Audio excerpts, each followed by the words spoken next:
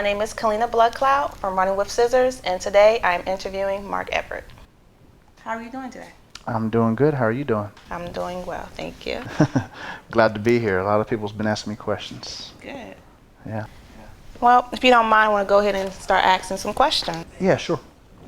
Okay, well, first, would you like to tell me and the viewers a little bit about yourself? Short version.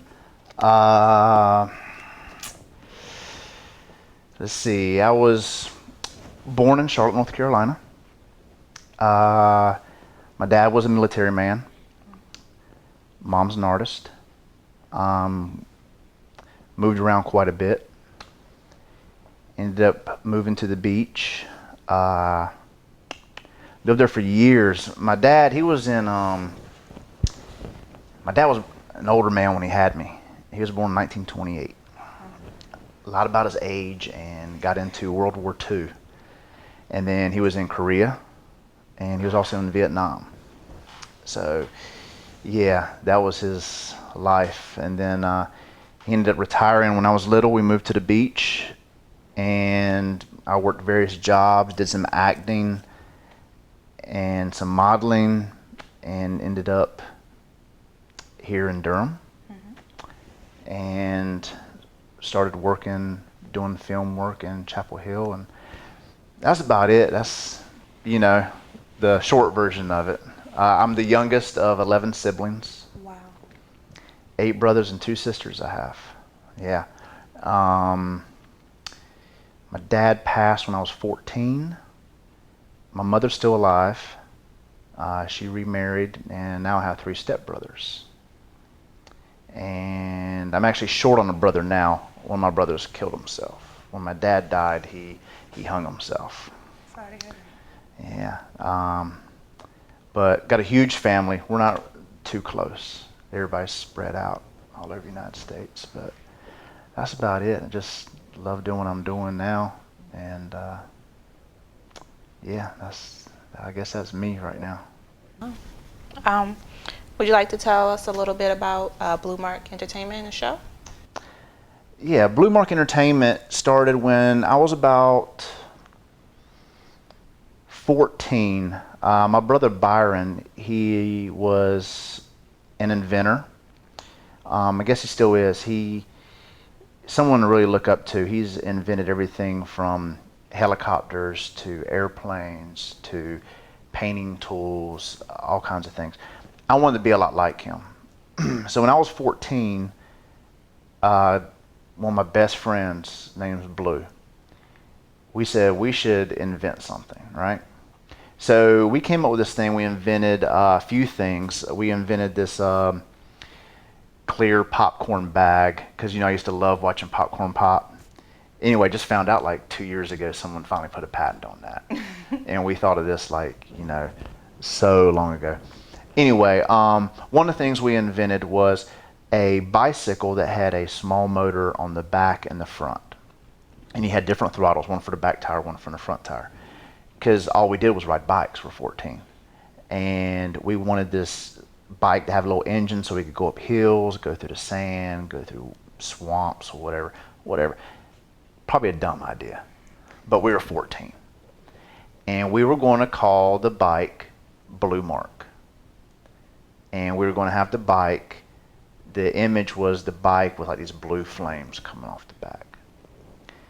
Well, as we got older, that idea went away, and we started watching TV shows, and we love B movies. We love anything that's cheesy and cheap. And we said, we can do better. We could make cheesy movies just like this, or cheesy skits. And anyway, we started, talking about it. Wheels were in motion. And I told my friend Blue, I said, I promise you one day I'm going to have a TV show. And I want to have a company. And I want to call it BlueMark Entertainment. And we kind of got separated. He moved, but we still keep in contact all the time. But, our lives took us in different places. And anyway, I never forgot where I came from. I kept my word. And if you notice at the very beginning of our show, this bike comes out. And we wanted our skits, movies, TV show, we wanted to be edgy. And we're slowly getting there. We want to slowly take people on that ride. We don't want to, do something too edgy as soon as we hit the air. And if you notice, the top of the screen and bottom of the screen are different colors. It's black and white. And there's this gray area. And this bicycle comes pedaling out. And it's in that gray area where we want to be. And it's teetering back and forth, going into the black, going into the white. And you hear the bicycle pedaling. And when the camera comes down on it, you hear an engine roar like a motorcycle. And a lot of people were like, why did it do that? It's a bicycle. And it's kind of something that me and Blue, it's always been something just between us, so no one really knows why that bicycle does that and the whole meaning of the opening, and I got a really good friend named TJ Ballard. He's the one that put that together and took him forever to do it. And then at the end of the episode, you see I flip an envelope over with our emblem on it, and you see me push that envelope because that's what we want to do. And then I push it to the edge, and that's what we want to do. So we're planning on big things down the road. But I just kept my word. We started doing some cheesy skits, and BlueMark was born.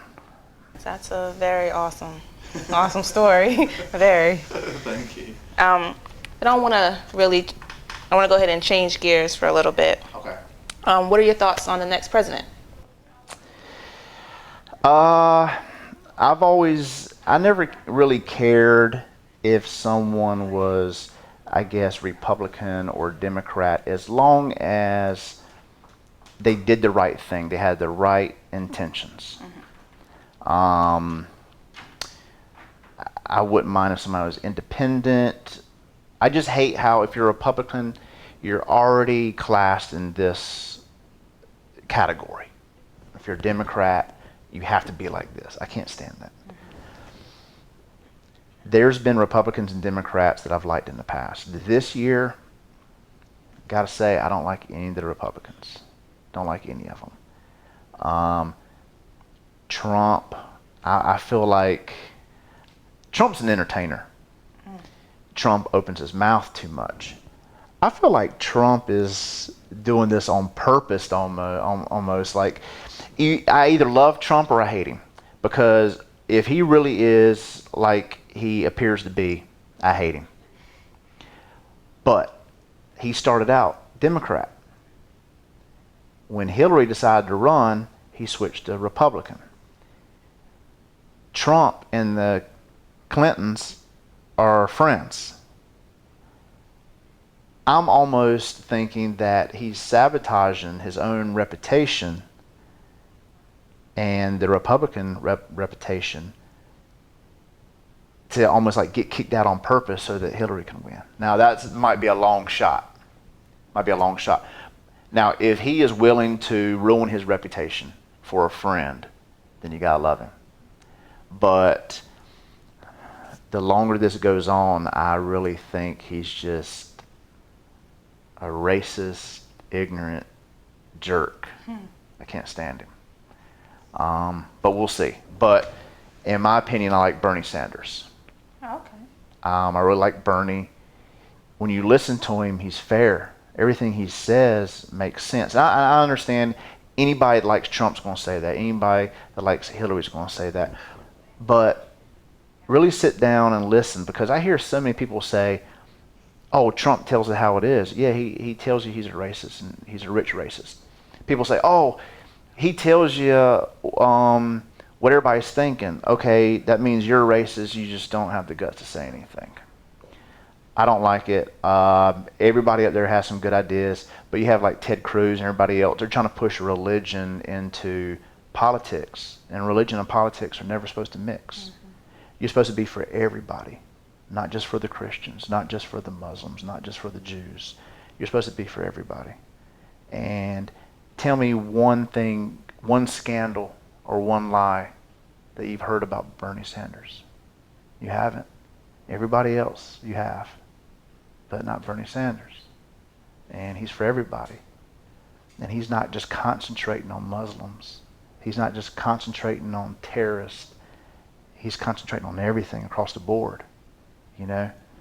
And that would be my pick. Well, earlier you talked a little bit about the race part, but how do you feel like race is played in this whole election or just in the world period? Racism is not as bad as it used to be, obviously, but it's still pretty bad. I see it all the time. I see some of the presidential candidates, they put fear into people due to race. People think that this is a Christian nation. It was never founded as a Christian nation. You won't find any of this in Declaration of Independence. You won't find it in the Constitution. You can look up what our founding fathers have said. Don't go to Facebook. Anybody can make a meme. Go to a history site and look at what our founding fathers said. They were running away from religion, right? When he came over here, people start associating religion a lot of times with race. And we come over here, and you gotta know that when people came over here, they slaughtered the Native Americans, stole this country, said they discovered it, and they stole it, right? I don't know how you discover something when someone's already here, right? So you have, the race in the past, and people are quick, usually the racist ones, are quick to call racism on something. Quick to call it. You got to remember, every race has been a slave at some point. We're caught up on blacks being slaves because it's the most recent here in this country. Now, a lot of people look at it as white people owned slaves, white people were cruel slaves. That is true. Should have never happened, right? People forget that where whites bought them from in Africa, that the blacks owned blacks as slaves. Blacks sold the blacks to whites. Now, who ended slavery? White people fighting other white people. A lot of people don't think about that, right? Now, so people, where I'm trying to go is, people always bring up that history, but there was a lot of good white people that prevented it. A lot of good white people.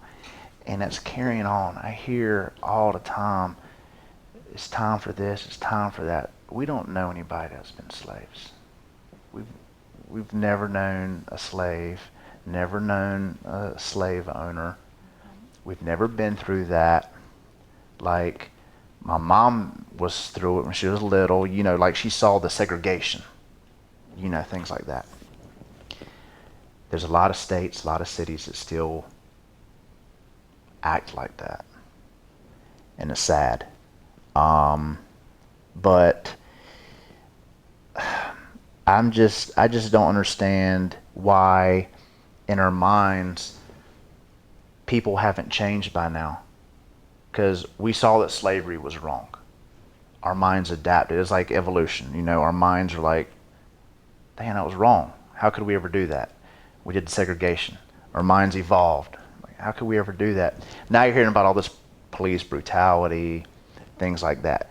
And it happens all the time. Before cell phones, imagine how much it's happened,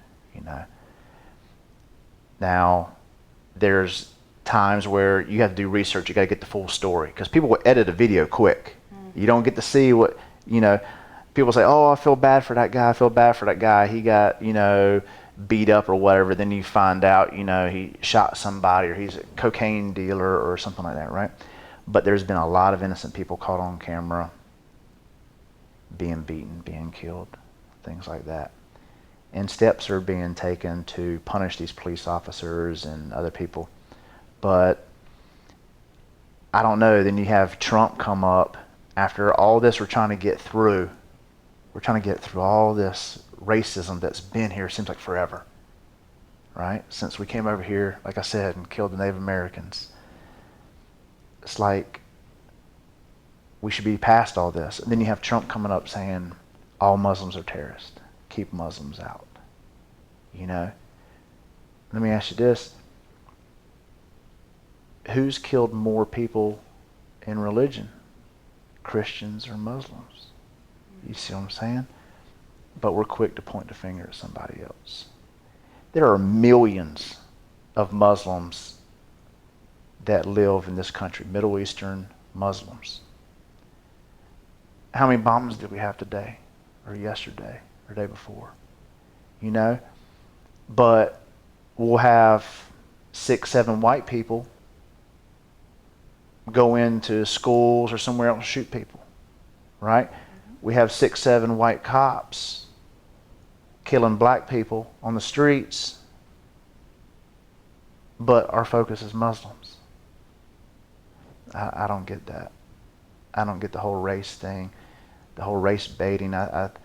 There's people that want to be on TV and they'll stir up any kind of news, and I don't like it.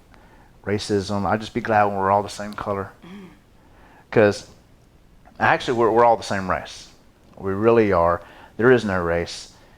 We're all the same race. It's just because of evolution, because of environments, climates, and everything else that our ancestors went to, our skins have developed different pigments.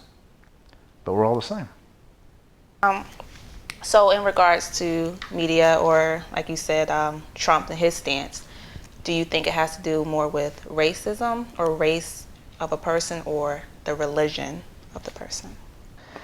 Well, when it comes to religion like that, I think it's both.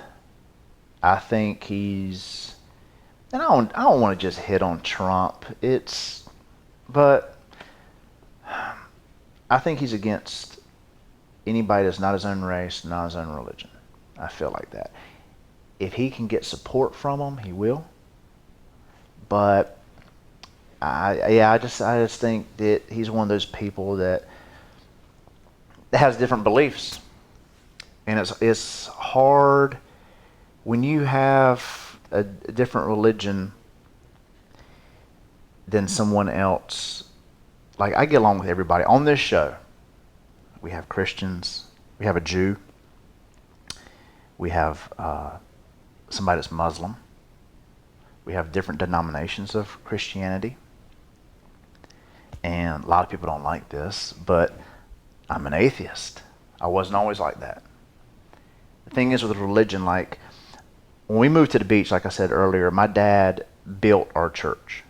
Like, built it, right? Built it. He became the deacon and the child Sunday school teacher. My mother is still the pianist and the adult Sunday school teacher. Since my father passed, my mom has become deacon. My grandfather was the preacher. Me and my brother, the one that hung himself, we were the ushers. I was brought up in the church, always believing. I remember when I was like 4 or 5, I questioned. I asked my dad. My dad was a very smart man, but you can be a genius at one thing and not so much at something. Everybody's a genius at something. Everybody's, don't worry to use the wrong word. Let's say there's always something somebody doesn't. There's always something that somebody doesn't know. I was like 4 or 5 in the car going to church. I asked my dad, I said, Dad, how do you know there's a God? Coming from like a 4 or 5-year-old. He said this question. Of course, I'm 4 or 5. I don't know anything about science, really. He says, look around you. How do you think these trees, rivers, and mountains got here? And I said, Mother Nature? He said, who's Mother Nature? He said, that's God. He says, who do you think woke you up this morning? And I said, well, even people that don't believe still woke up. He didn't say anything.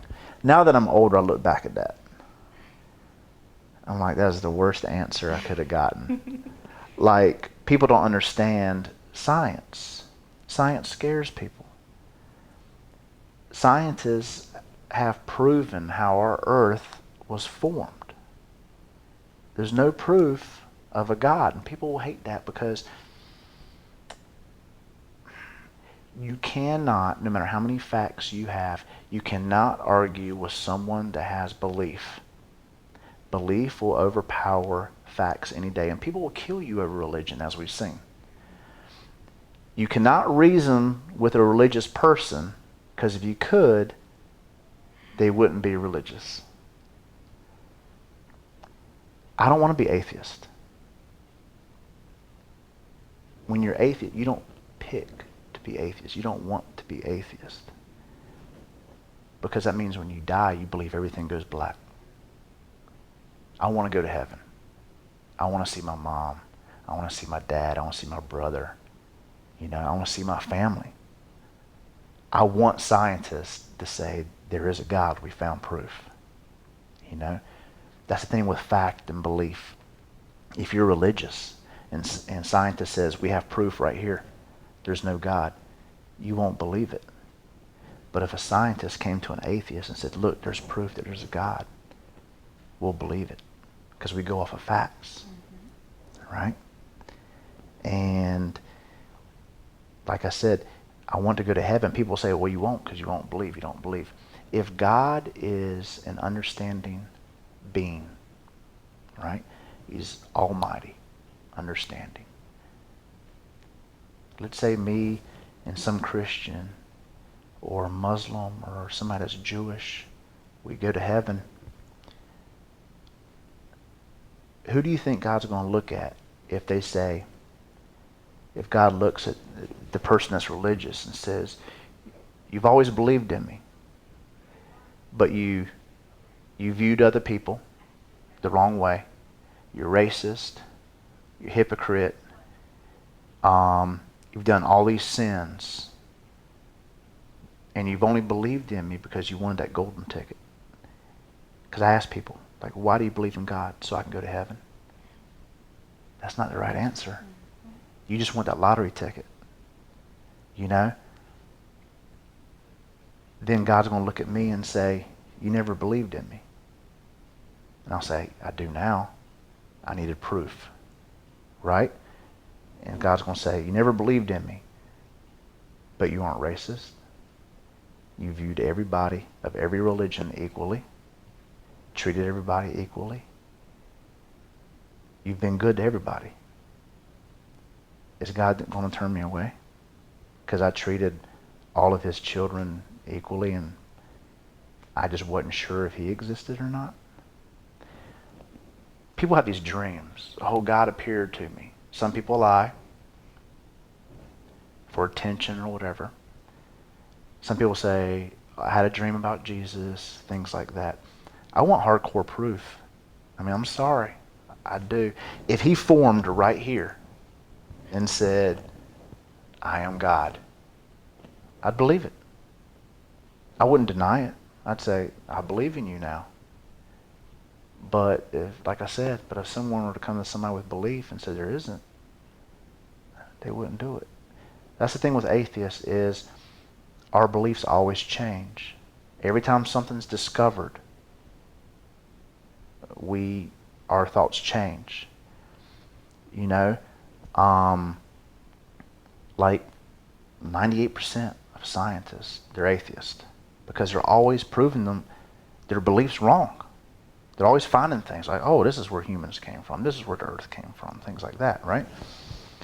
And it's like you can't be in that job having to do your job, proving your beliefs wrong all the time, And I have friends of many different religions. I view them all the same. You never hear anybody killing somebody because they're an atheist, right? Most wars are caused religion. Atheists, we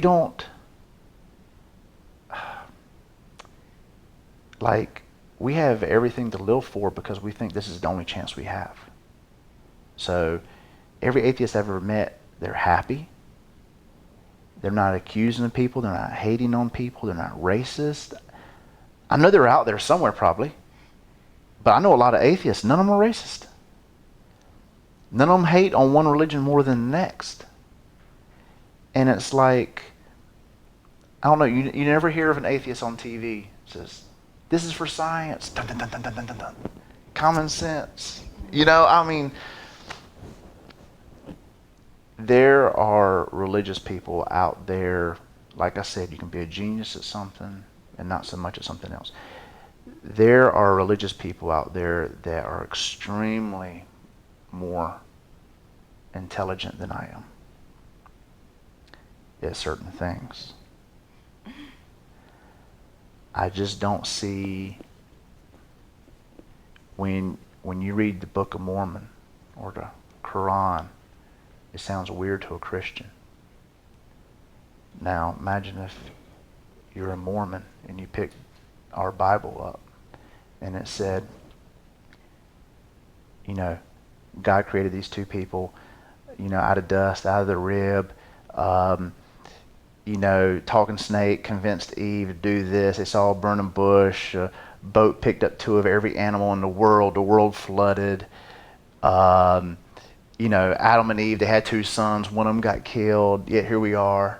You know, then the world flooded. Everybody died except for Moses and his family. Yet here we are. And it's like, I don't know.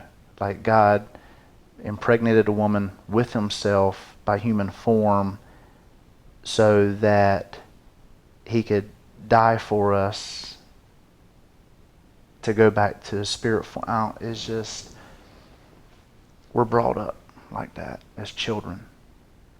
I remember being a child and people said, you believe in God or you're going to burn in hell.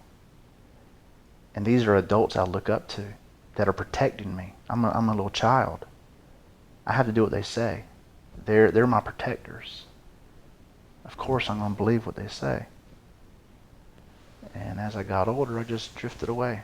I don't care what anybody believes. I want people to believe in God. I want them to. Make them better people, I think, sometimes, because they feel like they have to be a good person. So I want people to believe in God. It's just, I don't. And I don't go door to door telling people not to believe. That happens to me all the time. I get on Facebook and I say one little thing, people are leaving me. Friends are leaving me. Do you know how many things I see on religion on Facebook? Type amen, share for this, share for that. But I don't do anything. I don't do anything because it's their belief, you know. But they can't stand that someone has a different belief. I don't think it's right. So, what's next? What's next? What's next is we're going to take some time off. We're going to look at our flaws. I've been doing a lot of surveys, finding out what people like, what people dislike. Everybody has different opinions. It's crazy that we're reaching everybody on something different every week. Something different. Somebody hates this, they love this, but the other person loves this, hate this. We're hitting everybody. So what we're going to do is we're going to go back, refine everything. We're going to shoot better skits. We got so many ideas. Me and my friends and everybody, and all my friends have come together to help out. And it's just, we're going to grow. Like I'm seeing other people in other countries, they're liking our videos, they're watching us. And I'm hoping that we spread to other channels, other TV stations, and hopefully my friends stick around with us because this is only going to get bigger. And like I said before, I never forget where I came from. I always try to help my friends out. If they help me out, I'm always trying to help them out. And I really want to take them with me. Wherever I go down the road, everyone that's helped me, I want to take them with me. And it's only going to go up. And I'm looking really forward to the things that we've been talking about, the things we've been filming, the things we're planning. And we're going to be back in about 2 months, and we're going to look back, because this is our first season. You know, we're rookies. I've only been editing for like a year and a half. You got to figure, I do everything. This isn't like, when it comes to editing, it's not a team. I get my friends here, man, like you and everybody. They come together and they help me every week. Like I couldn't do it without you guys. You come every week. You're doing this. You're doing that. You got things to do. You know, it's Friday night. You got things to do. You guys come here, bust your butts. We laugh, but you know, we put some hard work in. And then it takes like 3 or 4 days to edit everything. And I got to write the news. I got to come up with the camera angles, the lighting. I have to edit, do the sound. I got to come up with the skits. That's all me. That's all me. We have Jeeves Urquhart that writes all his material. Sometimes we get together, we discuss ideas. Sometimes he might take an idea from me, might not. But 99% of his skits are his. It's brilliant. Dee and Mike, same way. They come up with their own stuff, and it's great. And everything else, I try to put together and count on my friends to help me out. And so far, it's been one hell of a season. I've been loving it, and I want to come back, and I want us to be better than ever. That's good. Well, I want to thank you for sitting down and interviewing with me. Thank you for having me. Thank you. My name's Kalina Bloodcloud, and again, this is Mark Everett with BlueMark Entertainment.